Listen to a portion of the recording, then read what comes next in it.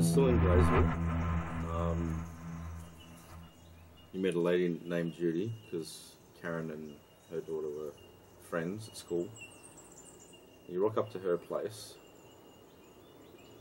and you see some old man sitting there. Yeah, she asked me to come. We met because the girls were 6 years old and they met and they ended up, friends. So she asked me, the mother asked me to come and have a coffee with her one night. She said, "You're not doing anything, come and have a coffee, we have a talk and whatever." So I did. I thought after probably might have been a couple of weeks before I decided to do this. So anyway, I took my daughter and we went up there, had a coffee, and as I walked in the door, there was a man sitting in the lounge chair. And he just nodded his head. He didn't say hello, nothing, just nodded his head and smiled. And I just said hello, and I just kept walking. Judy called out to just come into the kitchen. I'm in the kitchen. And I walked in and I said to her, "Who's the old man sitting there?" And she said, "What old man? There's no one here. There's only me and the kids here." There was 4 kids altogether. And I said, "Well, there's a man sitting in your lounge chair." And she said, "What's he got on? Well, who is it? What does he look like?" And I started telling, and she said, "Hang on." And she went in the bedroom and brought this photo out. And I said, "Yeah, but it's him." And before she brought the photo, already said what he had on and whatever. And I said, "Yeah, but that's him." I said, "He's sitting in the lounge room. He wants me to give you a message of some sort, but he hasn't told me what it is yet." And she said, "Oh, but that's my father." She said, "But he's dead, so it couldn't be him." I said, "Well, it is, because he's sitting there and he's still sitting there listening to you like that." And she said, "What's he want then?" I said, "I don't know if she believed me or not," but she said, "Well, what's he want then?" And her face went a bit pale, a bit. And he told me that she was going to have a lot of trouble because that house was the father's house, and he left her to live there until her youngest child was 18 because she didn't have a husband and she was, she couldn't support herself too much, so she didn't have to pay rent or anything like that. And he didn't want the house sold until the young child was 18. Then it was to be sold and half with the brother. But the brother apparently already started causing trouble, which I didn't know that, but she did, but she never talked about any of that because I just met her.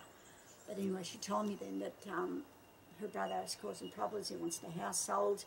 He needs money. He's short too, and why should she live in a house and blah, blah, blah. And she said, "Well, Dad told me that I can stay here until Melissa." That's it. Melissa was 18 years old. And he said, "Well, where's the proof of it?" And she said, "I don't know where the will is. I can't remember where Dad put it or what happened." And that's when the father told me where the will was, where he hidden it, and for her to get it and take it to the solicitor straight away. So where did he hide it? He had it in a room. It was behind like a picture, and it had a hole in the wall but had tape all over it. Okay. And he had other papers there, and he had a little bit of money in there, but it wasn't much, just a few pounds and things. He said, but there was a lot of his papers there, but the will was there. Wow. So she got that, took it to the solicitor, and she didn't have to sell the house until Melissa was. But she did sell it apparently before Melissa was 18 because she met somebody, so she sold it so she can fix her brother up and didn't want any more problems. Wow. That was my other experience with her spirit. Yeah. Now you play lawn bowls and you play for Queensland, Blue Queensland. How did you start playing bowls? Well, my husband started, and he finished all his football and soccer and all that at 42, so he decided to go and play bowls. So I thought I wouldn't mind playing that too, but I didn't have any idea of it, so I watched it on TV, this lady called Leda Benudo, which she's passed away now. I used to watch her play. She played for Australia and I just watched her delivery, how she presented herself and whatever, and that's how I started playing bowls. And I ended up playing for Queensland and played in five-a-side 3-4 years in a row and won gold medals, silver medals. Nice. And played probably 13, 14 years for Australia. For the state. They said I'd probably play for Australia one day, but I never got there, and I wasn't really that interested in playing. I was happy just what I was doing. Yeah. So starting out, you met a gentleman by the name of Kenny. Yeah, Kenny Williams. Yep. Yeah. He was he helped me a lot through bowls and taught me a lot where I was going wrong. He'd say, no, you do it this way, or don't play long ends, practice your short ends, or practice the other way. And he taught me a lot. And then one day he got very sick. We used to see him take aspirins all the time out of the bottle, and you take a few at a time. And I said to him once, what's wrong with you that you take the tablets all the time? You're sick. He said, oh, I have problems with my stomach. I don't know what's wrong. He said, one day I'll go to the doctors. Anyway, it was probably a couple of years later. He got very sick and ended up in hospital, and his wife told us that he had cancer in the stomach. Oh, okay. And he went into hospital to operate on him, and don't know why, but I ended up talking to him in hospital, but not being in the hospital. I was at home. Yep. And I said to him that I was going to help him to be all right. So he had his operation. He was having his operation, and while the operation was going, I had a big jar of coffee. And I emptied the coffee, washed the jar out. It was a big green jar. In the hospital, actually this was in the hospital, and I was already at Tweedheads at that time. But the coffee jar was green. I emptied it, washed it, and I put it out. Was this like in a dream state kind of thing? That was in a dream that but I was there. Yep. But it wasn't a dream. I was really there with him. Okay. But to me, it was like a dream as I'm talking about it. Yep. You know. So I put the bottle there, and I said, all these cancers go into the jar. And the next minute, all this stuff just came out like a waterfall. It was coming out of his stomach and into the jar. The jar filled up right to the top. I sealed the jar, put it in a cardboard box, and I buried it in the ground. And I said, you'll be all right now, Kenny, until this jar breaks. But once that jar breaks, you will die. I can't help you then. And that's what happened. So the next day, I rang his wife up and to see how he was, and I told her what I did. I said, I don't know why I did it, but that's what happened. That I did the jar bit, and all this cancer got in the bottle, and I did bury it and all that. And he'll be okay until that bottle bursts. And she said, oh, that's terrific. Because she believed in things like that, which I sort of did and didn't. But anyway, I done it. And she went to see him at the hospital and told him all that. And the next minute, he started pulling all these tubes out of himself. He's trying to pull them all off, and the doctor ran in, the nurses, and said, what are you doing? He said, leave those tubes in here. You're nearly dead. He said, you've got to get better. We don't know what's going to happen to you yet. And he said, I'm all right.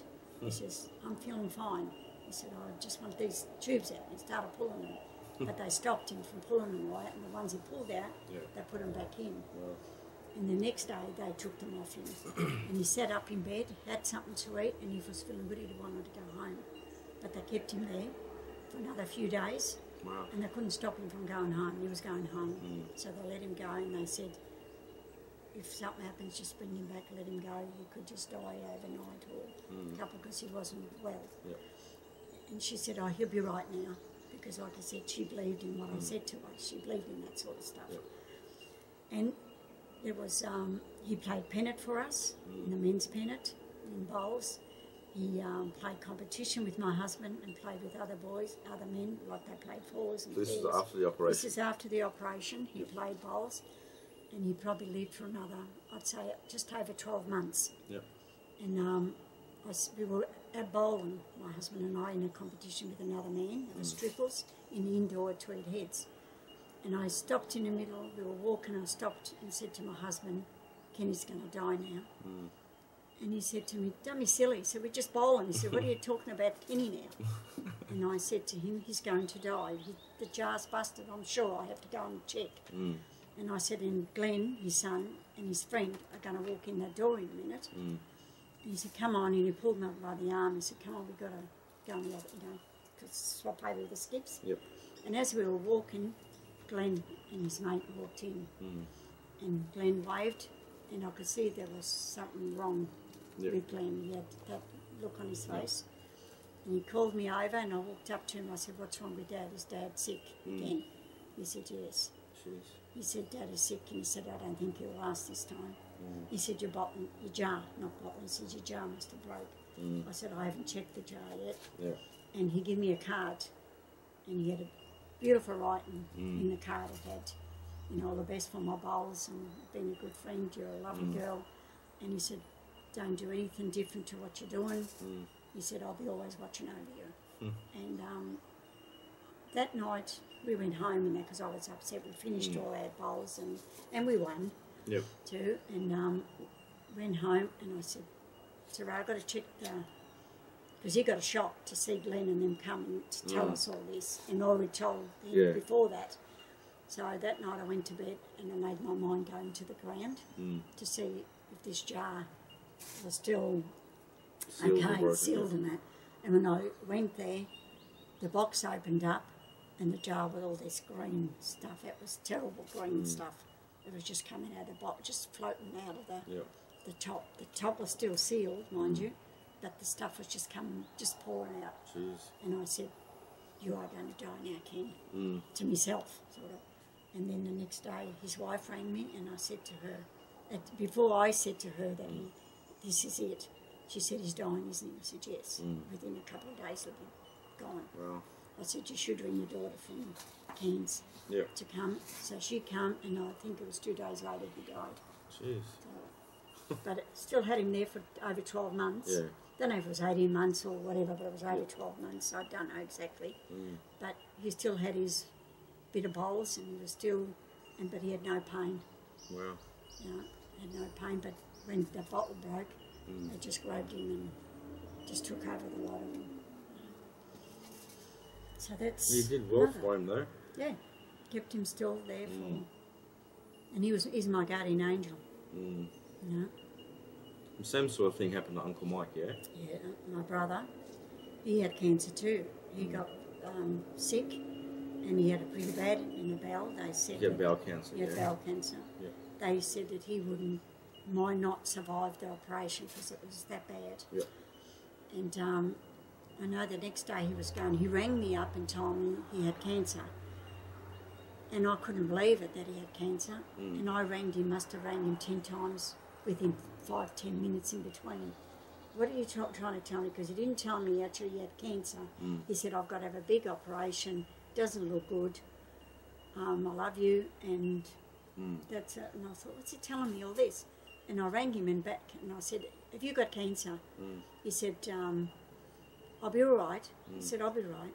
He said, don't worry about it. And then I said, all right. And I rang back again. It must have been 10 times I rang him. And at the end he said to me, yes, I've got cancer, I've got bowel cancer. So the next day he went, they put him in and they operated on him. And then that time, my husband and I were working in banks and cleaning offices every night. And I couldn't get up. It was about 8 o'clock, and my husband came and said, you're going to get up, it's 8 o'clock, you know, breakfast, and we've got to get things ready for tonight, and then we can do whatever we want. I said, I can't get up now. I said, I've got to stay here for a bit. He said, all right, have another half an hour. So he left, and I must have went into a daze. I said, because I wasn't home, my body wasn't home anymore. I said, I was in the hospital with my brother. And where did Uncle Mike live? Townsville? He lived in Townsville at the time. Okay, and you were in Tweed Heads? I was in Tweed Heads. So I went to the hospital, and I was there with him, and I was watching him operate on him. And there was 2 doctors. There was a young doctor and the old doctor. This doctor was from my country, but he was a Serb doctor, and the other bloke was an Australian young doctor. And he said, while they were doing the operation, this young doctor said, oh, this should be okay now, we'll sew him up and whatever, we can't do no more. And I kept saying to the older doctor, into his ear, I'm saying, you've got to cut more. You can't do this, is not going to work. He's going to die if you don't cut more. You must cut. And I put my hand out, my 2 hands, and I went like that. At least that much to him. You must cut that much. And I kept saying it a few times. Show the camera how much you said? That much. That much to cut off. And the young fella kept saying, no, that's just waste of time. He might never survive. He said, we'll just sew him up. And then the older doctor, I keep saying older and young because then you know what I'm talking about. And the older doctor went crook at that, yelled at the young one. He said, I'm in charge. I will say what we're going to do. He said, something's telling me I've got to do it and I have to do it. He said, we're cutting some more. Yep. And then the young fella agreed. They cut some more, and then they cleaned him all up and sewed him up. And I ran with. But then by then it was 5 o'clock at night. But in between that, my husband came and tried to wake me. He couldn't believe that I was asleep, such sand that he couldn't. So you've been asleep from 8 o'clock in the morning? 8 o'clock in the morning to 5 o'clock at night. Yep. And he came in one time and said to him, come on, you're getting up. And I said, go away, I'm busy. I'm doing something. Something like that I said to him. And he just left me, just, oh, I'll leave her. And then 5 o'clock come, I got up, had a shower, and had something to eat. I said, okay, I'm ready to go to work. I said, my brother's going to be all right. Yep. And my husband just looked at me and said, oh, okay. Didn't ask me anything, and then he heard me on the phone talking to my sister-in-law and said, don't worry, Mike will be fine. Uncle Mike's wife? Michael, that's his partner. Yeah. She said, I told her that he'll be fine, not to worry anymore. And she said, well, the doctors don't know. They said that he could die. I said, he won't die. Yep. I said, he'll be fine. I said, just believe it, and he'll be fine. Anyway, she went to the doctors and she said that, my sister-in-law said he'll be fine. And they said, oh, it's a long way to go and blah, blah. And she said, and she told him, because I told her what happened in the room, everything. And I said to her to ask them if they argued in that room, and Ethan said whatever. So she asked him that question. She said, did you argue about his operation, what to do or anything? She didn't say right, into it. And the main doctor, he said, yes, we did argue, because just say Tom, I can't remember, I don't know the doctor, young doctor's name.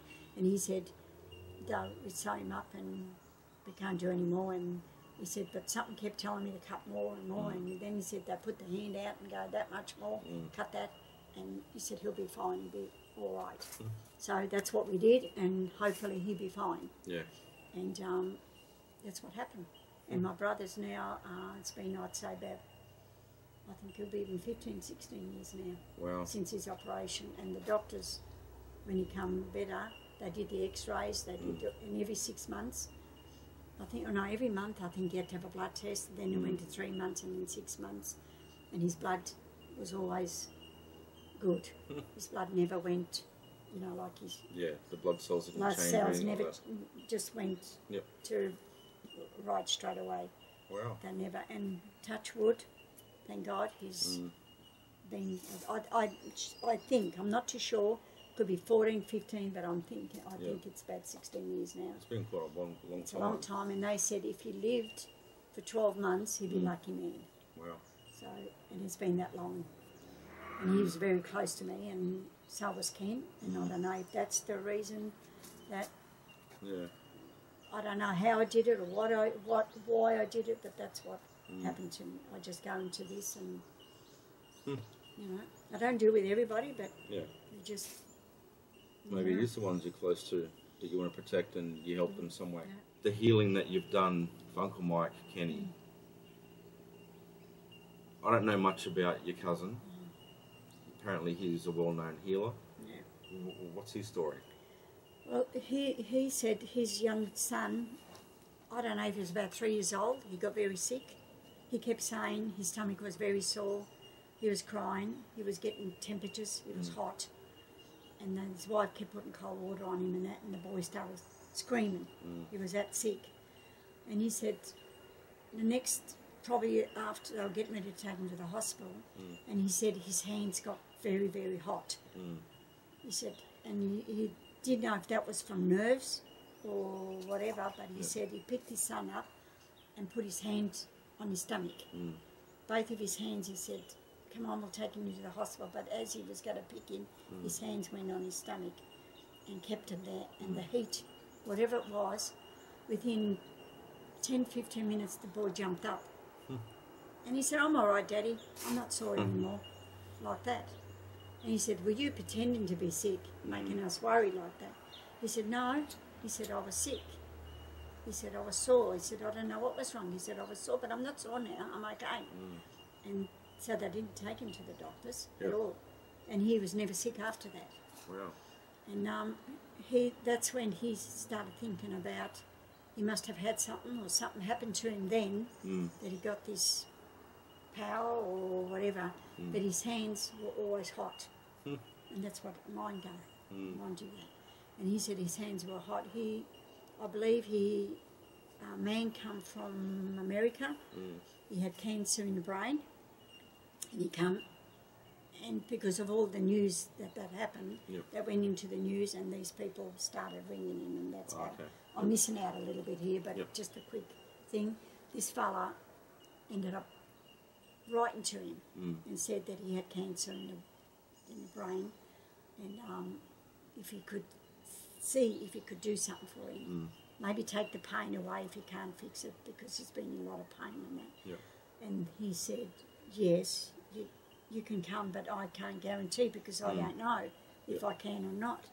He said, I will pay you to, to do it. And he said to him, you don't have to pay me, but you have to give me something. You never, because you got to be paid to do something. That's what like an energy for an energy. For energy, like a life. It was like 5 cents or whatever, a flower or something. So he said, all right. He said, whatever, Anyway, the man come and he sat in his chair and he said that he put his hand on his head and around in the part up here where his head was sore, but he had it on top of his head up here somewhere, the tumour, whatever it was. And he kept his hand there, and the man said, oh my God, he said, it's burning me, like that. And he said to him, just keep still and let me just keep my hand there. Anyway, he kept it there for quite a while and talked to him, and he was talking, and next minute the pain stopped. And he said, I don't feel any pain at all. And my cousin said to him, well, I think you should go to the doctors anyway and just check. He said, could be just a temporary thing that I might have, because my hands burn, he said, they get very hot, and I might have just, stopped the pain a bit or something, because he wasn't sure himself what was going on. So anyway, the man went back to America, and a couple of days he stayed there, and he kept coming to Ivan to, he said, well, I'm not putting my hands on you again, because I don't want to do anything. He said, when you get back home, just go to the doctor and they'll do the x-rays and whatever they do. So the man went home and went to the doctor, and the doctor said, oh, where have you been? He said, we've been worried. We thought you might have died or something because of your tumour. He said, well, I haven't got any pain. He said, oh. He said, well, that's good. He said that, and they usually know when you're ready to die sometimes the pain sort of eases. Oh, okay. And then it hits you hard again. And So anyway, they did an x-ray, so they're due for it. They'll x-ray your head and everything. And they x-rayed it. There was nothing. No tumour? No tumour. There was no cancer there at all. Wow. He said all they saw, all they saw was like 2 lines around where the tumour was, like you know how you could just draw a white line or something. That's all it was there. Like when you burn, when those people that do welding, it looks something like that. Wow. And he said, there's no tumour. He said, what happened? He said, I can't believe this. And he called the other specialist thing. He rang a few from different places, and they all come within a few days. Checked him out, tested him, and there was nothing in his brain. Jeez. So where did Ivan live? He lived in Switzerland. Switzerland. Yeah, he lived in Switzerland. Didn't the Switzerland government, this is from what Warren was telling me, made him a doctor or some sort of title? Not them, the Pope did. The Pope? The first time the Pope accepted him as God's healer. Really? Yeah. First man ever that the Pope said that. Jesus. Yeah. Because he wasn't the first man that he did. A lady come, I think there was someone from Switzerland come. She was dying of cancer. And one little girl had a big boil on her leg. Like, it turned out to be like a cyst. End up as a, it was really bad. What, almost gangrene or something? Or whatever, I don't know. But I've got his card, like his poster thing of him. And he's sent, I've got, like newspapers of him. Oh, okay. That he sent. But I couldn't read them because I can't Yep. read, Yep. and I can't read Croatian either. Yep. So I got Mum to read them for me, and I got a friend to read them, that she's Croatian, to read Okay. them Yep. again. But this little girl, he come, the parent mother bought him, and the father, and he put his hand on her leg, and he put a white cloth on her, with nothing on it, just a white cloth to cover it. And he said, we'll see what happens. Anyway, in a couple of days, the mother took the thing like he told her, take it off and see. And when she took the thing off, there was just a little red mark there. And the mark went. After a few days it went. And it was the heat of his hands. That's crazy. Yeah. And he done a lot of healings, people give him money, a lot of people give him food. A lot of people used to bring I remember you him telling me that ages ago, like bacon, used to bring him bread and whatever people could afford, because he wouldn't accept really a lot unless they were rich. Yeah. They had a lot of money. Then because he bought stuff that he needed, you know, for him and for his family, that helped. But he never actually charged them, say, thousands of dollars or things. But he became quite rich. Yeah. And I don't know what happened to him now. That I think, all went to his head. The ego set in. Maybe something did set into him, and he broke off with his missus, ended up with his secretary. Lovely. And he's building a big home now in Croatia, actually in Zlata. Oh, okay. So your hometown. In my hometown, in a village. Yeah. But I haven't heard much more. Mum said she hasn't heard any more about him. If he's still doing it, or because of all this that happened, that it stopped. Jeez. I don't know. But he did a lot of good work. People come from all over the world, even from Australia. Yeah. People went to him. And he done a lot of... What's his last name? So his first name is Ivan. Ivan Živković. Same as Mum's... Oh, okay. Because it's Mum's brother's son. Right. It's Mum's nephew. Yeah. And I talked to him on a phone once. Yeah. And he said to me, like I told him what I do, and I said, I don't know what's going on here. And he said, you have a gift, a different gift to what I have. He said, use it and help people. Yeah. And this is why I'm doing this. So Ray's daughter Janelle's been sick lately. Yeah. Double dose of... pneumonia she had. Yeah.